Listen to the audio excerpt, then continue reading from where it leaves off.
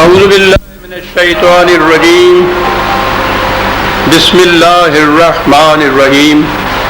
عزیزان من، آج جولائی 1984 کی 27 تاریخ ہے اور درس قرآن کریم کا آغاز سورہ التکویر سے ہو رہا ہے۔ 30واں پارہ، 81ویں سورت 81۔ تمہیداً پھر دہرا دوں کہ یہ 29ویں 30ویں پارے کے آغاز پہ میں نے عرض کیا تھا کہ ان میں خاص طور پر کچھ واقعات کا تذکرہ آتا ہے۔ ان کی صورت یہ ہے، مثلاً اس قسم کا چاند پھٹ جائے گا، سورج کے ٹکڑے ٹکڑے ہو جائیں گے یا گہنا جائے گا، تاریکی چھا جائے گی، ستارے جھڑ جائیں گے، آسمان کے ٹکڑے ہو جائیں گے، پہاڑ ریزہ ریزہ ہو جائیں گے۔ اس قسم کے یہ الفاظ آئیں گے ان آخری 2 پاروں میں یا ان صورتوں کے اندر۔ میں نے شروع میں یہ عرض کیا تھا کہ اگر ان الفاظ کے یہ حقیقی معنی ان کو کہتے ہیں، پھٹ جانے کے معنی ٹکڑے ٹکڑے ہو جانا، یہ حقیقی معنی اس کے ہو جائیں گے۔ تو اگر یہ حقیقی معنی لیے جائیں تو اس کے مطلب یہ ہوگا کہ یہ جیسا کہا جاتا ہے یا جیسا وہ قرآن میں بھی ہے، یہ طبعی کائنات، یہ فزیکل یونیورس، اس نے ایک دن ختم ہونا ہے۔ یہ ازلی نہ ازلی ہے نہ ابدی ہو سکتی ہے، اس نے ایک دن ختم ہونا ہے۔ تو یہ ہو سکتا ہے کہ اس زمانے کے واقعات کا تذکرہ ہو کہ یوں اس طرح سے ہوگا اور یہ کائنات یوں ختم ہوگی، اگر اس کے معنی یہی لیے جائیں تو۔ لیکن میں اسے ترجیح نہیں دیا کرتا۔ یہ ٹھیک ہے کہ کائنات نے ایک دن ختم ہونا ہے، یہ ابدی نہیں ہے، لیکن قرآن کریم کا بنیادی منصب انسانیت کی ہدایت ہے، رہنمائی ہے، اس کی مشکلات کا حل پیش کرنا ہے، یہ بتانا ہے کہ کس قسم کا نظام قائم ہوگا جس میں انسان سطح انسانیت پر پہنچ سکے گا۔ قرآن کریم کا منصب، وظیفہ یہ ہے۔ تو اگر یہ ان واقعات کے متعلق یہ ہو کہ آخر میں جا کے یہ طبعی کائنات اس طرح سے ختم ہوگی، تو اس میں رہنمائی کی بات نہیں ہے۔ اور پھر قرآن تو قیامت تک کے تمام انسانوں کے لیے ضابطۂ ہدایت ہے۔ یہ بات آخر میں جا کے ہونی ہے، اور وہ معلوم نہیں ہے کہ اب بھی کروڑوں سال کا عرصہ ہو جب یہ چیز پیدا ہونی ہے۔ یورپ کے سائنٹسٹ ان چیزوں کے اوپر بھی لگے ہوئے ہیں کہ جس رفتار سے سورج کی حرارت کم ہو رہی ہے، زمین کی حرکت میں فرق آ رہا ہے، کتنے کروڑوں سال کے بعد آپس میں ان کا ٹکراؤ ہوگا۔ تو اگر کروڑوں سال کے بعد وہ واقعات رونما آنے ہیں تو اس دوران میں جتنے انسان ہیں ان کے لیے اس میں رہنمائی کی بات نہیں ہے۔ اس وجہ سے میں نے ترجیحاً یہ مسلک اختیار کیا کہ عربی زبان میں بھی، قرآن کریم میں بھی ان الفاظ کے مجازی معنی بھی لیے جاتے ہیں، جیسے کہ ہر زبان میں الفاظ کے معنی ہوتے ہیں۔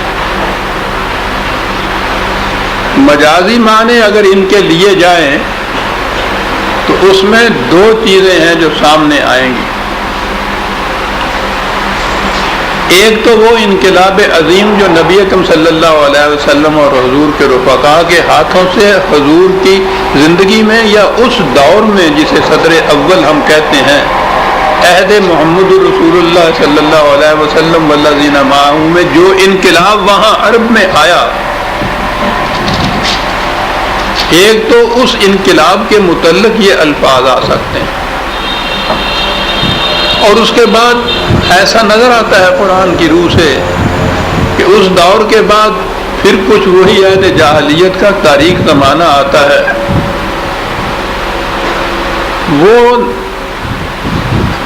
رسالت کے ہاتھوں یا نبوت کے ہاتھوں وہ انقلاب آیا تھا،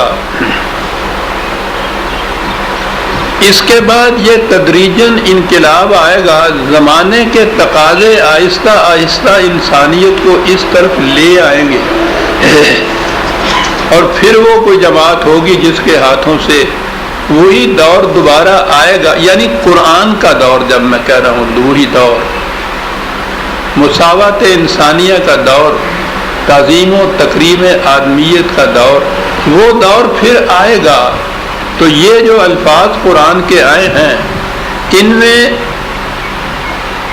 ان کے مجازی معنی لینے سے ایک تو وہ انقلاب جو اس دور میں آیا تھا اس پر یہ منطبق ہوتے ہیں، اور پھر اس میں ایسے انداز سے کچھ کہا گیا ہے کہ دوبارہ جب یہ انقلاب آئے گا تو اس کی بھی کچھ علامات اور کچھ نشانیاں قرآن نے دی ہیں کہ کس طرح سے تدریجاً وہ آہستہ آہستہ اس دور پر پھر انسانیت پہنچے گی۔ کیونکہ پہلا جو معنی ہے، یعنی آخر میں مادی کائنات نے کس طرح سے ختم ہونا ہے، میں نے عرض کیا ہے کہ اس میں چونکہ یہ رہنمائی کی بات نہیں تو میں وہ معنی نہیں لیتا۔ یہ جو دوسرے مجازی معنی لینے سے دو صورتوں کے یا دو انقلابات سامنے آئیں گے، ایک تو وہ جو نبی اکرم صلی اللہ علیہ وسلم کے زمانے میں اس دور میں انقلاب عظیم آیا اس کا ذکر ہے، اور پھر جب یہ دوبارہ انسانیت میں وہی دور اور وہی نظام آئے گا اس کے متعلق کہیے کہ جیسے پیش گوئی کہتے ہیں یہ چیزیں آئیں گی۔ تو ان تمہیدی تعارف کی چیزوں کو سامنے رکھ لیا جائے تو قرآن کریم کے آخری دو پاروں کی، بالخصوص یہ 30ویں پارے کی یہ جو صورتیں اور آیات ہیں ان کے سمجھنے میں پھر دقت نہیں رہتی۔ میں اسی اصول کے مطابق میں نے قرآن کو سمجھا ہے اور اسی کے مطابق اپنے درس میں سمجھایا کرتا ہوں۔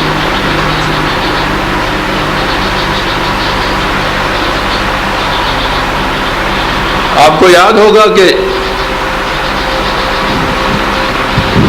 سورہ قمر جب شروع ہوئی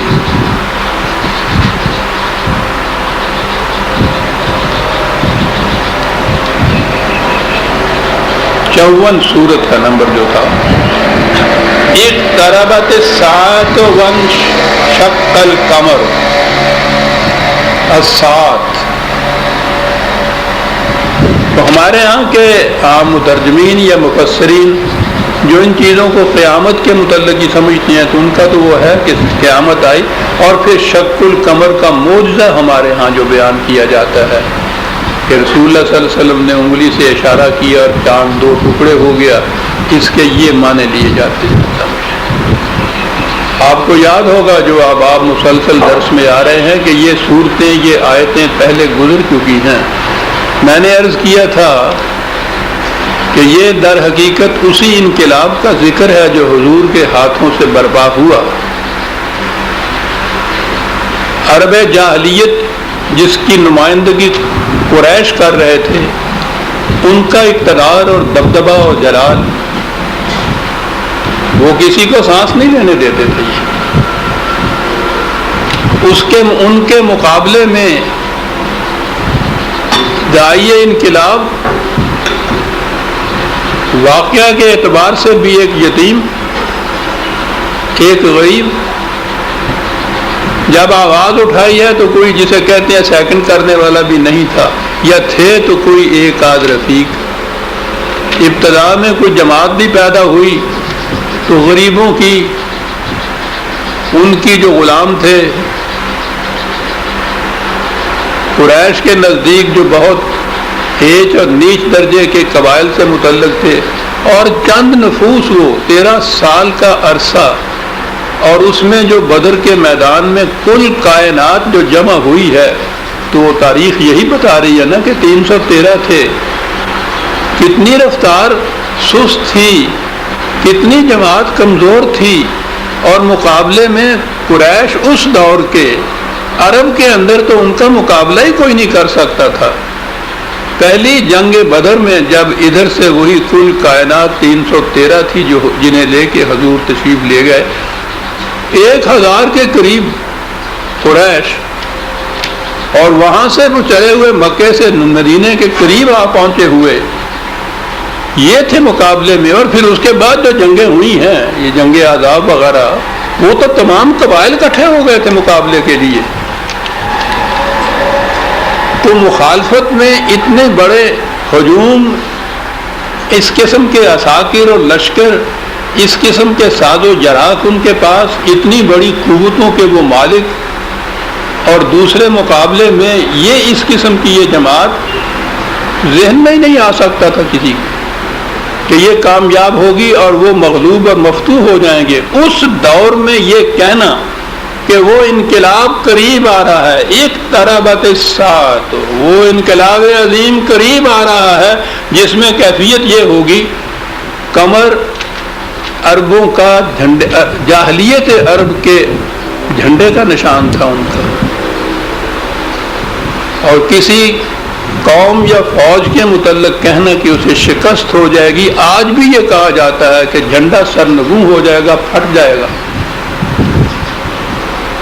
عربوں کا جھنڈا ہے یہ قمر، جو کہا کہ انقلاب عظیم قریب آ رہا ہے، تم دیکھو گے کہ کس طرح سے عربوں کی قوت کا نشان جو ہے وہ ٹکڑے ٹکڑے ہو کے پھٹ کے گر جاتا ہے۔ اور یہ واقعہ ہوا،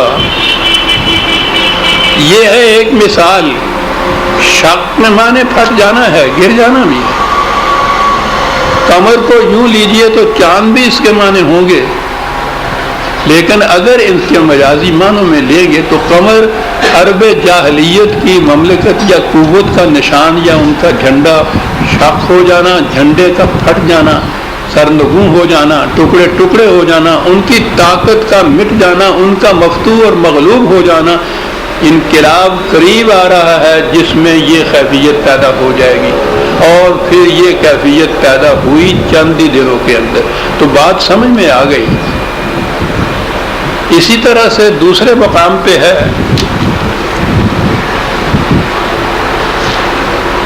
وہ ہے 75/9۔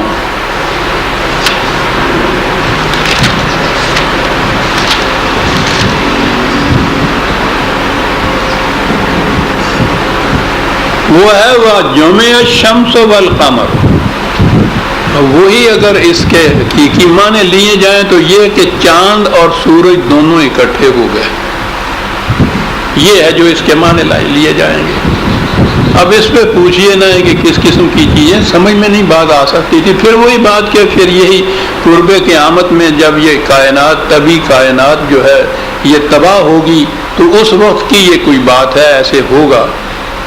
اگر اس کے مجازی معنی لیے جائیں، جو کہ یہ مجازی معنی یہ نہیں ہے کہ خدا نہ کرے میں اپنی طرف سے لیتا ہوں، مجھے کیا حق حاصل ہے، یہ تو عربی مبین کی کتاب ہے، عربی مبین میں ہی یہ معنی لکھے ہوئے ہیں، ان کے لغات میں یہ معنی لکھے ہیں، ان کی کتابوں میں یہ معنی لکھے ہوئے ہیں، یہ مفہوم لکھا ہوا ہے۔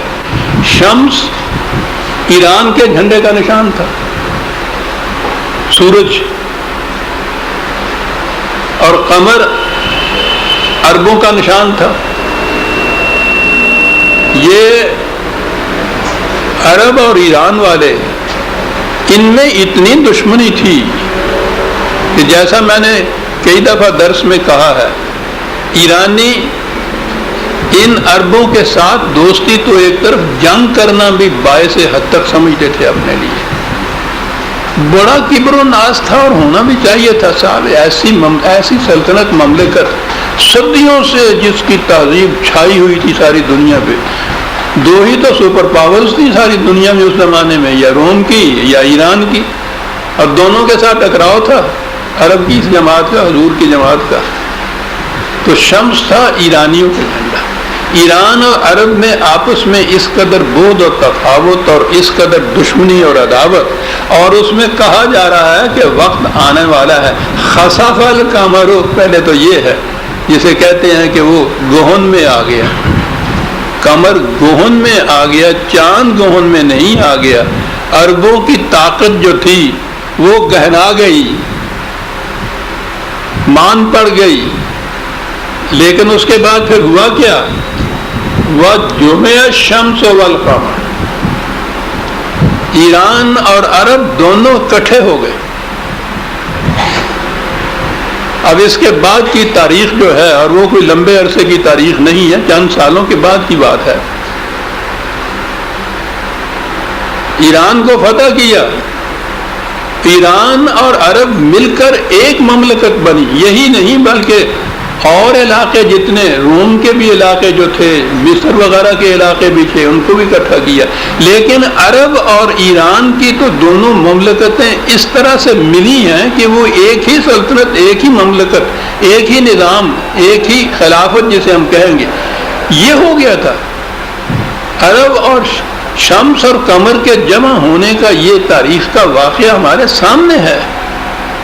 قرآن یہ بتا رہا ہے ان حالات میں جب عرب تصور بھی نہیں اس کا کر سکتا تھا کہ ایران اور عرب کی یہ صورت ہوگی. اور ایران والے تو میں نے جیسا کہا ہے وہ تو ان کی کبر و ناز کے خلاف تھا کہ وہ یہ سمجھیں کہ ہم عرب کے ساتھ مل کے ایک ہو جائیں گے. قرآن یہ کہہ رہا ہے اس زمانے میں کہ انقلاب آنے والا ہے، اس میں تم دیکھو گے کہ کس طرح سے یہ عرب اور ایران دونوں ایک ہو کر ایک مملکت بن جاتے ہیں. اب آپ نے دیکھا کہ یہ معنی لینے سے کس طرح سے یہ چیزیں واضح بھی ہوئیں، تاریخ نے اس کی تائید بھی کی، اور اس میں کوئی الجھاؤ نہ رہا، کسی قسم کا ابہام نہ رہا.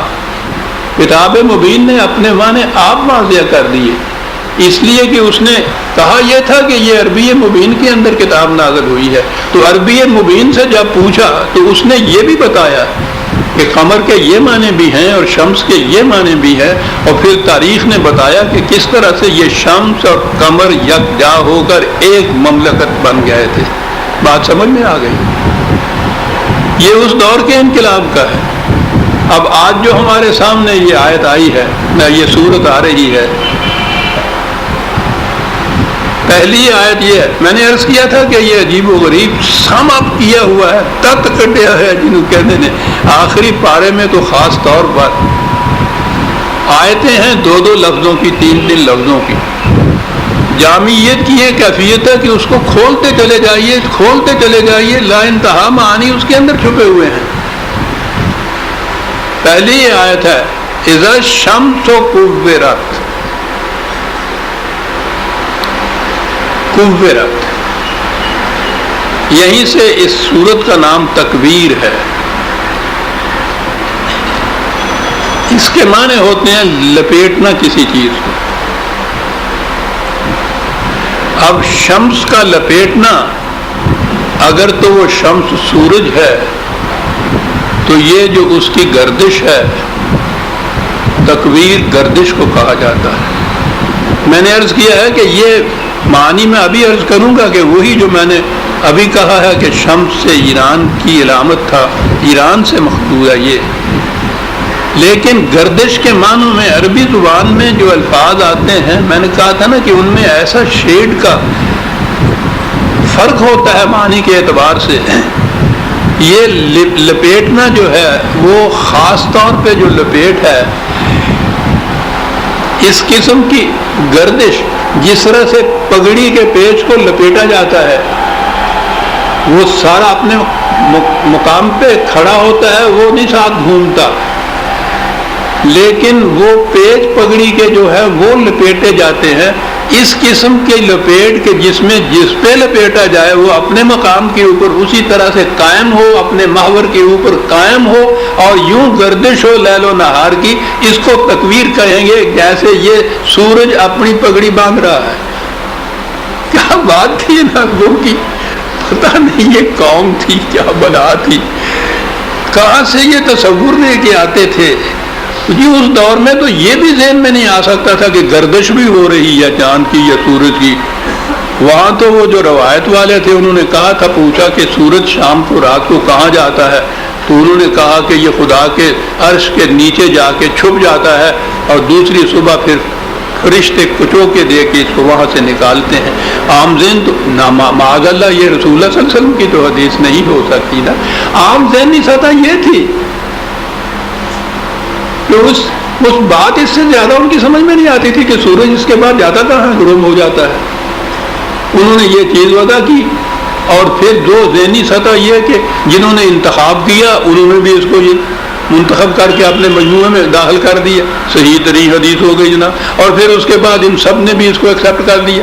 تو گویا یہ ذہنی سطح سی عام لوگوں کی، اس کے مقابلے میں یہ وحی کی چیز آ رہی ہے، قرآن کی جو آ رہی ہے، کتنا تفاوت دونوں میں نظر آ رہا ہے سر. لیکن زبان کے اعتبار سے آپ دیکھیے کہ عرب کتنے آگے پہنچے ہوئے تھے. سورج کی گردش کو پگڑی کے لپیٹ سے تشبیہ دینا بڑی چیز ہے سر. گردش لیل و نہار جو ہے، میں سمجھتا ہوں کہ یہ بڑے سے بڑے شاعر بھی، ہمارے اقبال نے بھی یہ چیزیں لکھی ہیں، اس تشبیہ سے آگے نہیں جا سکے. لیکن میں نے جیسا عرض کیا ہے، معنی تو یہاں وہ مجازی لیے جائیں گے، تو شمس کے تو معنی ہی ایران ہوگا نا. پھر ایران کا جھنڈا لپیٹا جائے گا. بڑا اعلان عظیم ہے صاحب. ذرہ نا چیز و تعمیر بیابان نگر، بہت بڑا دعویٰ ہے صاحب. عرب میں اتنی سی ایک کمزور جماعت کا، مختصر سی جماعت کا، شاید ابھی اپنی مملکت بھی قائم نہ ہوئی ہوگی اگر یہ مکی آیت ہے تو، یا زیادہ سے زیادہ ہوئی تو مدینے کی شہری مملکت میں اتنی مختصر سی کمزور سی جماعت کے ایک سربراہ کی طرف سے یہ اعلان عظیم کہ عرب کا جھنڈا تو گہرایا جائے گا ہی، یہ تو مان پڑے گا ہی، ایران کے جھنڈا بھی لپیٹ دیا جائے گا، لپیٹ دیا جائے گا. اذا الشمس کورت، یہ ایسا آ رہا ہے کہ جب یہ ہوگا تو وہ نظر آ رہا ہے کہ ہونے والے واقعہ کے متعلق جب یہ کہا گیا نا کہ جب یہ ہوگا تو آگے پھر آئے گی کہ بات کیا ہوئی. اذا الشمس کورت، میں نے عرض کیا ہے کہ قرآن کریم کا یہ جو اسلوب بیان ہے آج تک یہ طے نہیں کر پائے. یہ عرب اتنے بڑے بڑے ادیب عرب اور شاعروں کا تو ان کے ہاں پوچھو نہیں کہ کیا کمال تھا ان کے، نہ اس زمانے کے یہ ادیب، نہ اس کے بعد کے آج تک، نہ اس کے بعد باقی دنیا کے جنہوں نے عربی زبان کے اوپر اتنی دسترس حاصل کی، بڑے بڑے عالم عربی زبان کے ان کے ہاں موجود ہیں. آج تک طے نہیں کر پائے کہ قرآن کا اسلوب بیان ہے کیا، نہ یہ نثر ہے نہ یہ نظم ہے، اور دو ہی تو اسالیب ہوتے ہیں.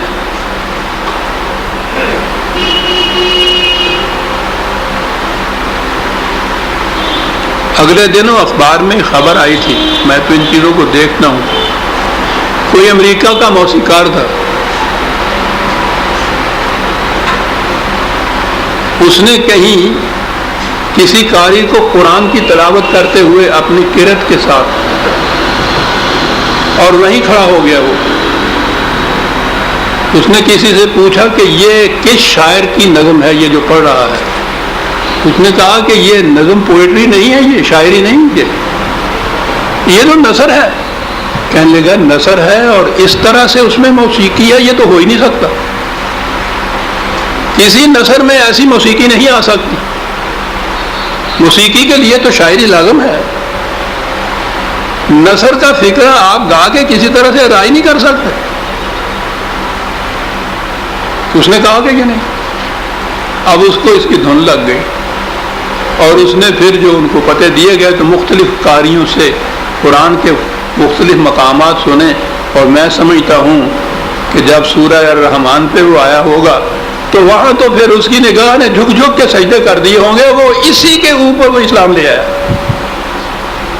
قرآن کے اسلوب کے متعلق یہ بات طے نہیں ہے کہ یہ نثر ہے یا یہ نظم ہے، لیکن اس میں ردم اس قسم کا ہے کہ وہ موسیقار جو ہے، اور یہ جو قاری ہمارے ہاں آ کے وہ پڑھتے ہیں، آپ دیکھیے اگر آپ کو کچھ کلاسیکل موسیقی سے تھوڑا سا مس ہے تو آپ کو معلوم ہوگا کہ یہ اس میں راگ کتنا پرفیکٹ نکلتا ہے جو یہ قرت اس میں کرتے ہیں. عجیب چیز ہے، کوئی نثر کی کتاب ہے، موسیقی سے تعلق نہیں، اس میں قرت سے پڑھا جا رہا ہے، موسیقی کے پورے فن پہ پورا اتر رہا ہے. سر مجھے کچھ ہے اس سے لگاؤ. میں جانتا ہوں کہ جس کو حجاز کی قرت کہتے ہیں اور جس کو مصر کی کہتے ہیں، اس میں فرق کیا ہوتا ہے؟ وہ کلاسیکل راگ کا ہی فرق ہے۔ حجازی قرت بھیرو راگ میں ہوتی ہے اور مصر کی قرت بھیروی میں ہوتی ہے۔ جہاں سننے والے یوں جھوم اٹھتے ہیں نا، وہ حقیقت میں اس راگ کا وہ مقام آتا ہے جس میں واقعی جھوما جاتا ہے، اور پھر یہ شاعری نہیں، یہ اسلوب بیان کی میں بات کر رہا ہوں قرآن کی۔ معارف اور حقائق تو بات ہی کچھ اور ہوئی۔ میں نے یہ اس لیے بات چھیڑی تھی کہ یہی جو 4 5 10 آیتیں ہیں، آپ دیکھیے کہ کس طرح سے جسے آپ قافیہ کہتے ہیں کس انداز سے آتا ہے۔ اذا الشمس كورت واذا النجوم انكدرت واذا الجبال سيرت واذا العشار عطلت واذا الوحوش حشرت واذا البحار سجرت واذا النفوس زوجت واذا الموءودة سئلت بأي ذنب قتلت۔ کیا بات، کچھ سمجھ میں نہ آئے، صرف سننے سے ہی وجد آ جاتا ہے انسان کے یہ ہے کیا، اور شاعری نہیں۔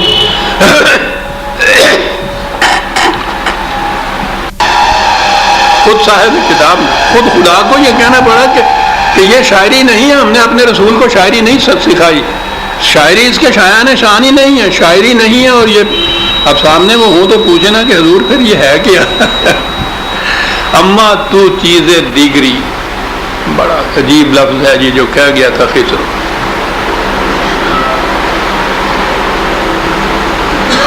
بسیار خوباں دیداں اما تو چیزیں دیگری، انتہا ہے کسی کے متعلق کہنے کی، جو کچھ بھی وہ کہتا وہ اس سے کم ہوتا۔ جو یہ کہا ہے کہ میں نے ساری دنیا کے یہ خوباں دیدہ ہوں، لیکن تو کچھ اور ہی ہے، یہ جو چیز ہے نا یہ کچھ اور ہی ہے، یہ شاعری نہیں ہے، یہ نثر نہیں، یہ نظم نہیں، یہ کیا ہے؟ ہر ایک نے یہ کہا ہے آج تک 1300 سال میں، ادبی اعتبار سے بھی جس نے قرآن پہ غور کیا ان لوگوں نے، انہوں نے کہا یہ کہ یہ کچھ اور ہے۔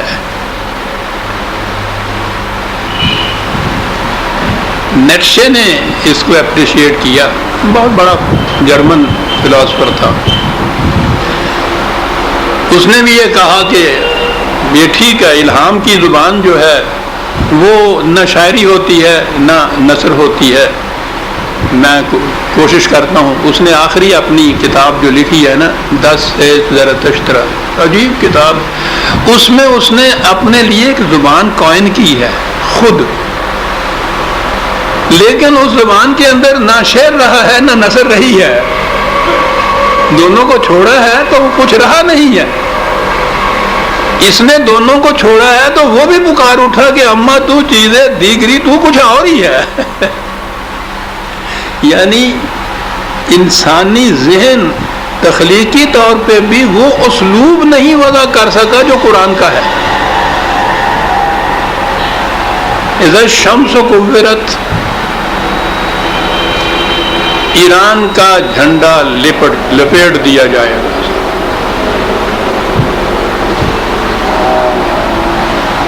اور پھر یہ جسے پیسو وائس کہتے ہیں نا انگریزی میں، مجہول فعل جسے کہتے ہیں، جس میں فاعل جو ہے کرنے والا اس کو نمایاں طور پہ نہیں بتایا جاتا، جائے گا، کھایا جائے گا، لپیٹا جائے گا، کون لپیٹے گا یہ اس میں نہیں واضح ہوتا۔ یہ ایسے مقامات کے اوپر قرآن نے یہ فعل مجہول استعمال کیے ہیں، یہ لپیٹا جائے گا، یہ ٹکڑے ٹکڑے کر دیا جائے گا، اور کرنے والے جو ہیں ہو سکتا ہے کہ نزول قرآن کے وقت یہ اور ہوں، لپیٹنے کے وقت میں وہ ہوں، اور جماعت وہی ہو، دوسرے لوگ ہوں، وہ کیوں نام دے کے ایسا متعین کرے؟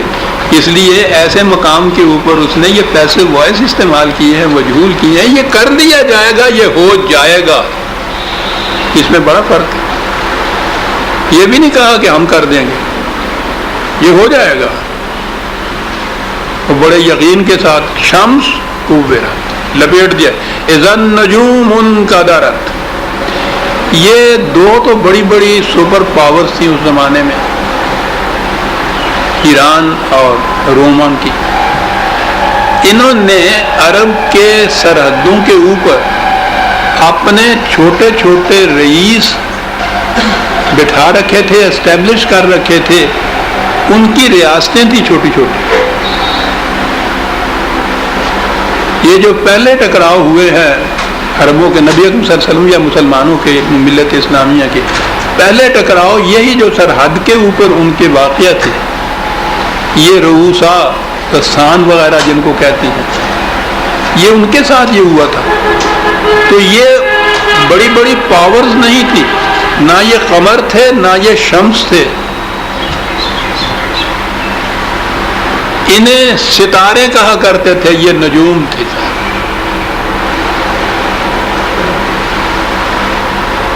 عجیب قوم کی ساتھ اسی انداز کی بات کی ہے شمس و قمر کی، لیکن نہ شمس ہے نہ قمر ہے، یہ چھوٹے چھوٹے، یہ کیا ہے؟ یہ چھوٹے چھوٹے ستارے، یہ ریاستیں جو ان سرحدوں کے اوپر تھی. شمس لپیٹا جائے گا، قمر شک ہو جائے گا، نجوم ان قدرت، یہ انقدار جو ہے،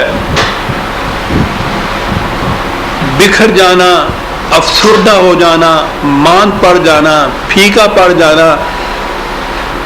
طلوع سحر سے ذرا پہلے ستاروں کا ذرا رنگ دیکھیے کہ کیا کیفیت ان کی ہوتی ہے. اڑا اڑا رنگ ہوتا ہے، افسردہ ہوتا ہے، مان پڑ رہے ہوتے ہیں، بجھ رہے ہوتے ہیں جسے کہا جاتا ہے. یہ لفظ اس کے لیے آیا ہے.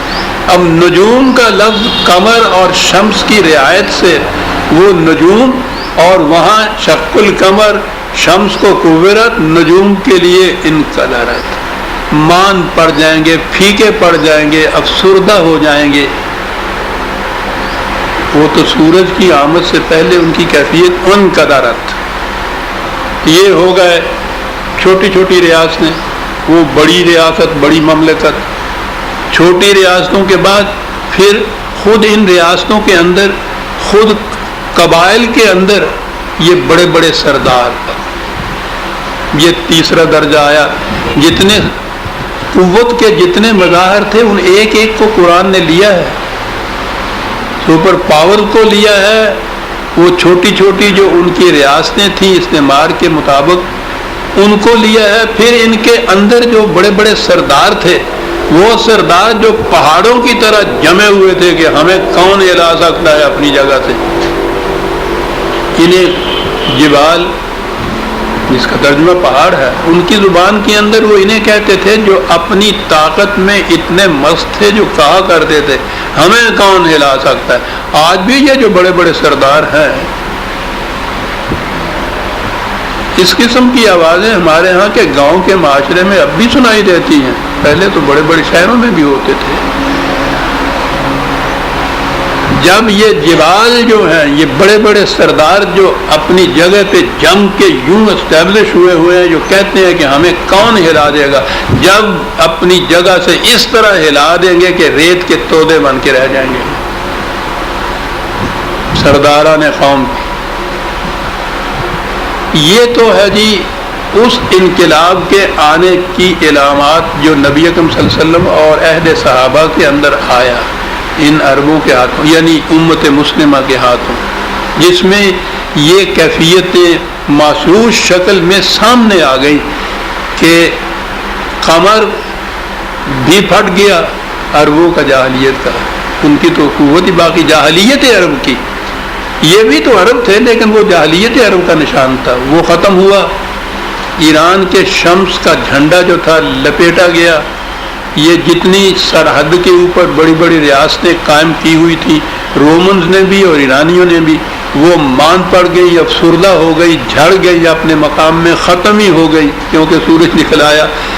بڑے بڑے قبیلوں کے بڑے بڑے سردار جو اپنے مقام پہ اپنے آپ کو بڑے محکم سمجھتے تھے، وہ ہلا دیے گئے اپنے مقامات سے، ریت کے ڈھیر بنا دیے. یہ تو آیا جی وہ دور. اب میں نے عرض کیا ہے نا کہ قرآن میں اس کے بعد یہ نظر آتا ہے کہ قرآن نے یہ چیزیں بھی کہیں کہ یہ دور جب ختم ہونے کے بعد پھر ملوکیت آ جائے گی، پھر سرمایہ داری آ جائے گی، پھر دور استبداد و ملامت آئے گا. تو پھر یہ جو اسی دور کا، انسانیت کے دور کا جو آنا ہے، یہ پھر لمبا عرصہ لگ جائے گا اس کے اندر، کیونکہ یہ زمانے کی رفتار سے آگے بات چلے گی۔ ایک چیز ہوتی ہے بھائی ریولیوشن، کوئی چیز پیدا کر دینا، انقلابی طور پہ پیدا کرنا، وہ تو الٹ کے رکھ دیتے والی بات ہے، وہ شبہ شب ہو جاتی ہے، راتوں رات بھی ہو جاتی ہے، یا چند دنوں کے اندر، چند سالوں کے اندر، تھوڑے سے عرصے کے اندر انقلاب بڑی تیزی سے آتا ہے۔ لیکن دوسرا طریقہ ارتقاء کا ہوتا ہے بائی ایولیوشن جسے کہتے ہیں، وہ بڑا آہستہ آہستہ آتا ہے۔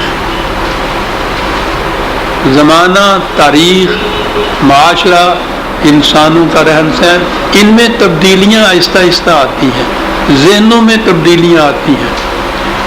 عقل انسانی اپنے لیے ایک طریقہ تجویز کرتی ہے، جب تجویز کرتی ہے تو اس کے متعلق غلغلہ مچ جاتا ہے کہ ہاں ہم نے اب نجات کی راہ پا لی ہے، اب دیکھیے کتنا بڑا انقلاب آئے گا۔ تھوڑے عرصے کے بعد محسوس ہوتا ہے کہ یہ تو بالکل غلط بات، یہ تو بڑا ہی ناکام تھا، اس نے تو بڑی تباہیاں مچائی ہیں۔ پھر وہ اس کو چھوڑتے ہیں، چھوڑنے کے بعد ایک نیا طریقہ اختیار کرتے ہیں، پچھلے طریقے کی جو خامیاں سامنے آتی ہیں ان کو چھوڑ دیتے ہیں، لیکن اگلا طریق جو ہے وہ بھی تو عقلی قیاس کی روح سے ہی وہ تجویز کرتے ہیں۔ پھر وہ نیا طریقہ آتا ہے، اس کو آزماتے ہیں، کچھ عرصے کے بعد وہ ناکام ثابت ہوتا ہے، پھر آہستہ آہستہ ایک اور طریقہ تجویز کرتے ہیں۔ انسانوں کی ذہنی تاریخ یا زہر انسانی کی روح سے جو مختلف قسم کے نظام زندگی کے تجویز کیے انسانوں نے، وہ یہی تاریخ ہے کہ ایک نظام تجویز کیا، تھوڑے عرصے تک اس پہ عمل کیا، اس کی خرابیاں تباہیاں سامنے آئیں، اسے چھوڑا، پھر ایک نیا طریق تجویز کیا جس میں پہلے طریق کی خوبیاں تو لے آئے، اس کی خرابیوں کو چھوڑ آئے۔ تو یہ بتدریج آگے بڑھنے والا طریق جو ہے اس کی رفتار بڑی سست ہوتی ہے، کیونکہ طریقہ اس کا یہ تدریجی ہوتا ہے، ارتحال کا طریقہ ہوتا ہے، لیکن یہ آگے جب بڑھتی ہے تو پچھلے تجربے کی خوبیوں کو ساتھ لے کے آگے بڑھتی جاتی ہے۔ اس کا ہر قدم جو ہے وہ وحی کے تجویز کردہ نظام کی طرف اٹھتا ہے۔ یہ عجیب چیز ہے۔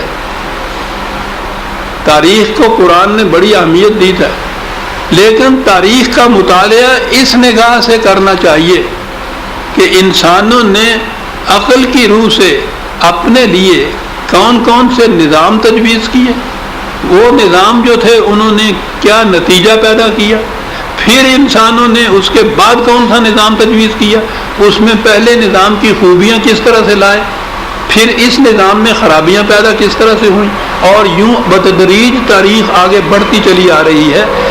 اس نقطۂ نگاہ سے تاریخ کا مطالعہ کیا جائے تو آپ حیران ہوں گے یہ دیکھ کے کہ ہر نیا نظام جو انسانوں نے تجویز کیا وہ ایک قدم قرآن کی طرف جا رہا ہے۔ اس نقطۂ نگاہ سے تاریخ کو مرتب کرنے کی ضرورت ہے۔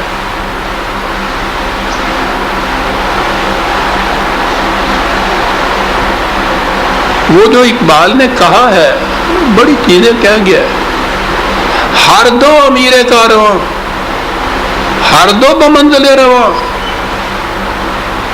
عقل اور وحی دونوں ہی امیر کارواں ہیں، دونوں کا قدم منزل کی طرف اٹھ رہا ہے، لیکن فرق یہ ہے کہ عقل بہیلا می رود، عشق برد کشا کشاں۔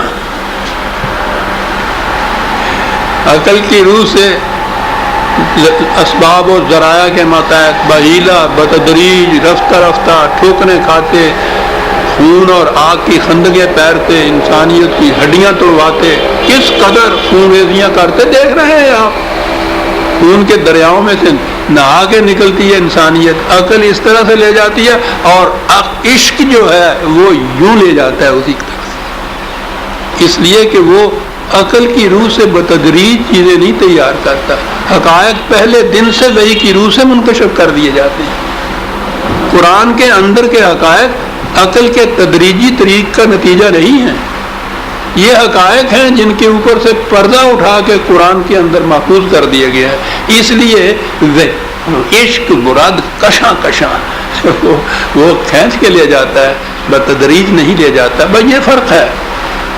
تو اب وہ اس کے بعد وہ دور قرآن کی روح سے آ رہا ہے، جس کے بعد، اور میں اس پہ بہت پر امید ہوں کہ قرآن کی جو علامات، جو نشانیاں میں نے سمجھی ہیں، میری بصیرت قرآنی نے جو سمجھائی ہیں، میں سمجھتا ہوں کہ اب وہ دور کچھ زیادہ دور نہیں ہے۔ ابھی آپ دیکھیں گے اس کے اندر اگلی آیتوں میں کس انداز سے قرآن بات کر گیا ہے کہ کون سا دور دور نہیں ہے، قریب کس طرح سے ہے۔ پہلے یہ دیکھیے کہ اس کی نشانیاں کیا بتائیں۔ اس زمانے کے عربوں کو بتایا جا رہا ہے، عربوں کے نزدیک اونٹ سب سے زیادہ مفید، قیمتی، کارآمد، لا ینفت، ناگزیر ذریعہ تھا۔ ان کی زندگی اونٹ کے اوپر تھی، معاف رکھیے جیسے میری زندگی پانی پر۔ ان سے کہا جا رہا ہے کہ یاد رکھو ایک زمانہ آئے گا جب وَإِذَا الْعِشَارُ عُطِّلَتْ، جب اونٹ بیکار ہو کر رہ جائیں گے۔ عزیزان من ذرا غور کیجیے، 1400 سال پہلے عربوں سے یہ کہنا کہ اب ایسا کہ ایک دور ایسا بھی اس کے بعد آئے گا، بلکہ اونٹ ہی نہیں، اشعار کہا ہے، سب سے زیادہ کارآمد اور جو قیمتی اونٹنیاں ہوتی تھیں اس کے لیے یہ لفظ آتا تھا۔ اونٹ کے لیے تو 600 سے بھی زیادہ الفاظ ہیں عربوں کے ہاں۔ تو قیمتی بہترین قسم کی اونٹنیاں یا اونٹ جو ہیں وہ بیکار ہو کر رہ جائیں گے۔ اور پھر اطلاعات ہے، یہ نہیں کہ مرمر آ جائیں گے، اونٹ کہیں ملے گا ہی نہیں۔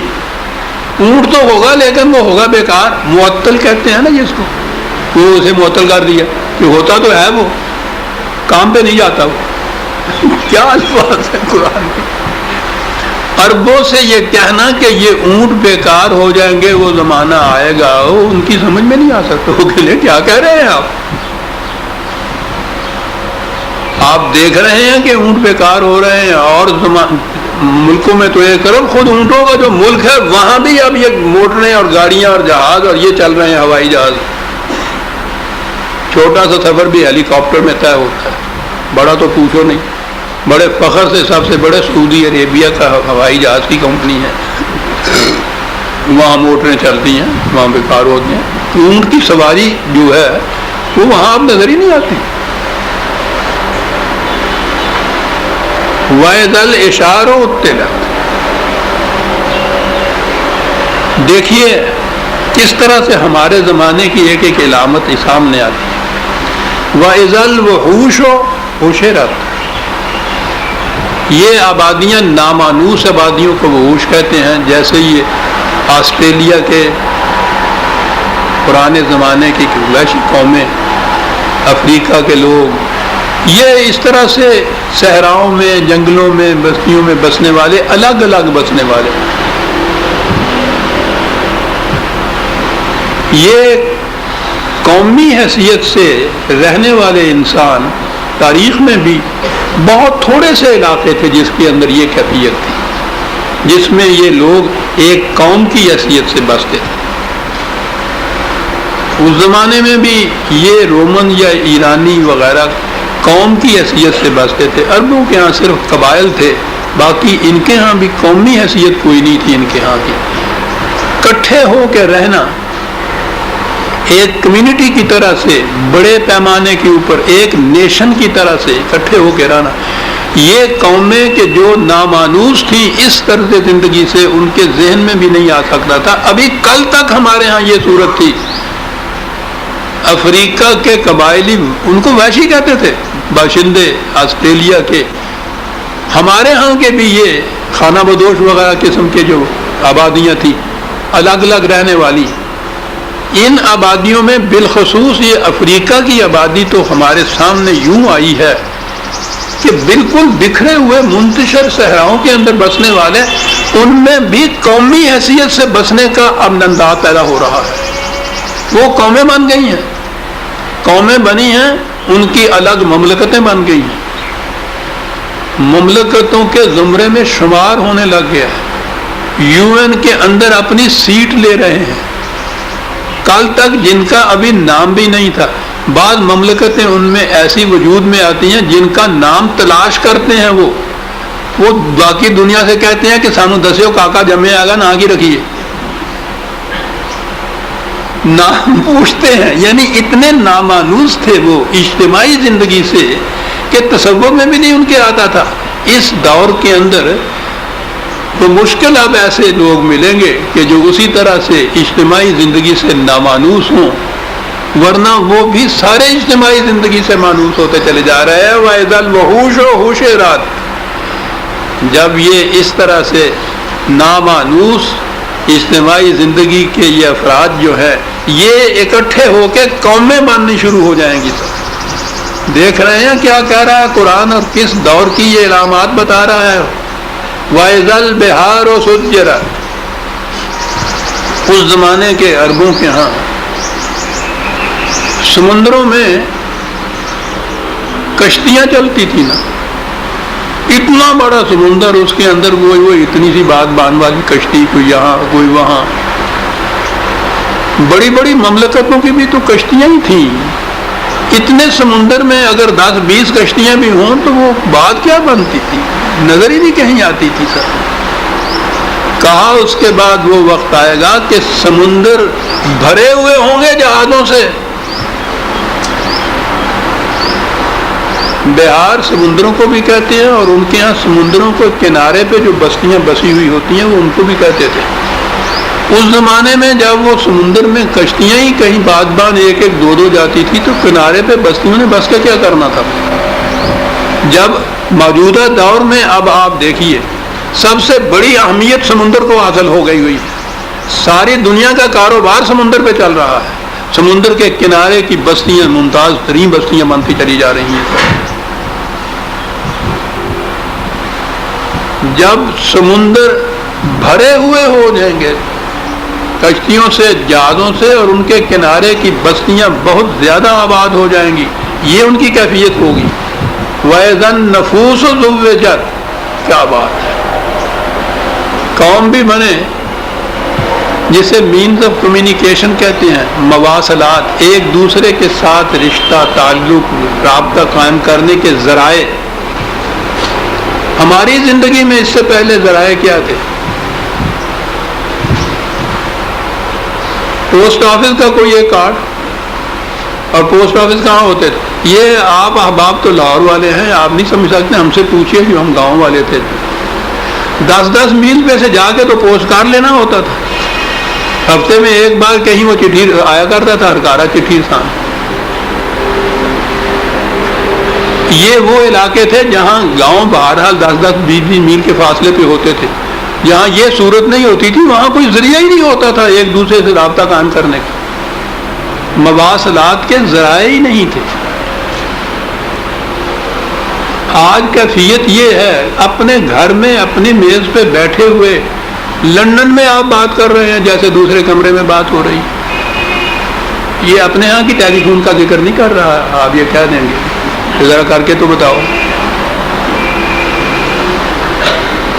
جی وہ ٹیلی فون بگڑنا تو ایک طرف، ایسے بھی گھر میں ہے کہ گھر کے آدمی بھی ایک دوسرے سے بات نہیں کرتے. یہ ان کی بات نہیں کر رہا. مینز آف کمیونیکیشن اتنے زیادہ کہ چاند پہ گیا ہوا جو ہے وہ زمین والا جو بیٹھا ہوا ہے اس کے ساتھ باتیں کر رہا ہے، باتیں ہی نہیں کر رہا. اس نے زمین والے میں وہ جو پہلے گئے تھے ان کے زمانے کا واقعہ اب تک یہ مجھے یاد ہے، لکھ کر رکھا ہوا. اس نے کہا کہ تو فلاں سے فلاں وقت کے لیے سو رہا تھا. یہ زمین والا اس کو کہہ رہا ہے چاند کے جہاز میں جو تھا، ابھی چاند کے اوپر نہیں اترا ہوا، چاند کے جہاز کے اندر جو تھا. اس نے کہا یہ کیا کہہ رہے ہیں؟ ان سے پوچھا گیا کہ یہ کس طرح سے، یعنی یہ بات کہ وہ سو رہا ہے کیسے تم نے بات کی؟ اس نے کہا کہ یہ ہمارے جو نبض کی بیٹنگ ہے، پلس کی، کہ یہ ریکارڈ ہوتی ہے. جاگنے والے اور سونے والے کی بیٹنگ میں فرق ہوتا ہے. اتنا عرصہ اس کی نبض جو تھی وہ اس رفتار سے چلی تھی جس رفتار سے سونے والے کی چلتی ہے، اس لیے میں نے اسے کہا تھا تو سو رہا تھا، اور وہ سچی بات تھی. یعنی کمیونیکیشن کی کیفیت یہ ہے کہ چاند میں بیٹھا ہوا یا خلا کے اندر جو جہاز کے اندر بیٹھا ہوا ہے وہ اگر سو بھی رہا ہے تو اس کا بھی پتہ چل رہا ہے نیچے والے کو. وَإِذَا النُّفُوسُ زُوِّجَتْ، جب یہ الگ الگ افراد جو ہیں وہ جڑ کے ایک ہو جائیں گے. اللہ خدا ہی کہہ سکتا تھا اس دور کے اندر. پھر عربوں کے دور کے اندر تو میں نے کہا ہے کہ وہ چٹھی رسانی اور یہ بھی صحیح ہے، تو ہمارے ہاں انگریز کے زمانے کی بات ہے، اس سے پہلے تو ہمارے ہاں بھی نہیں تھی، اور عربوں کے ہاں تو کل تک ابھی یہ بات نہیں تھی کہ کہیں کو چٹھی لے کے چلا جائے. وہاں ان سے یہ کہنا وَإِذَا النُّفُوسُ زُوِّجَتْ. وقت شیخ صاحب ابھی کتنا دیں گے آپ؟ نہیں. پھر آگے بات وہ آتی ہے کہ بڑی اہم بھی ہے، بڑی نازک بھی ہے، عقلی اعتبار سے بھی بڑی عظیم ہے اور جذباتی اعتبار سے بھی بڑی شدید ہے. اور شیخ صاحب کہتے ہیں کہ وقت 2-1 منٹ کا ہی ہے. بات کو چھیڑ کے درمیان میں نہیں چھوڑنا چاہتا، وہ ایسی بات نہیں ہے. ہمارے دور کی سب سے اہم بات ہے جو آگے آ رہی ہے. تفسیر اور تشریح بعد میں عرض کروں گا. عربوں کے ہاں بیٹی کا پیدا ہونا، اس سے اندازہ لگائیے کہ عورت کا مقام ان کے ہاں کیا تھا. بیٹی کو پیدا ہونے کے بعد فوری زندہ گاڑ دیا جاتا تھا، زمین میں دفن کر دیا جاتا تھا. یہ تھا مقام عورت کا عربوں کے ہاں. اس مقام پہ قرآن اس لڑکی کو نہیں صرف دیتا جس کو گاڑ دیا جاتا ہے، بات عورت کی کرتا ہے کہ جس کے مقام کے لیے اس سے بہتر تصویر کشی نہیں ہو سکتی کہ اس لڑکی کا ذکر کیا جائے جس کو زندہ گاڑ دیا جاتا تھا، اس لیے کہ مردوں نے ہمیشہ عورت کو زندہ گاڑا ہے.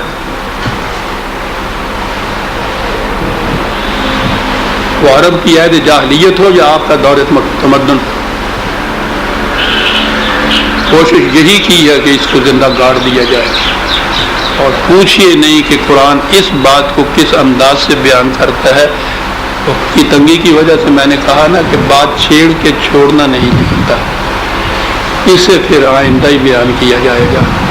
سورہ التکویر کی آیت 7 تک ہی ہم آئے،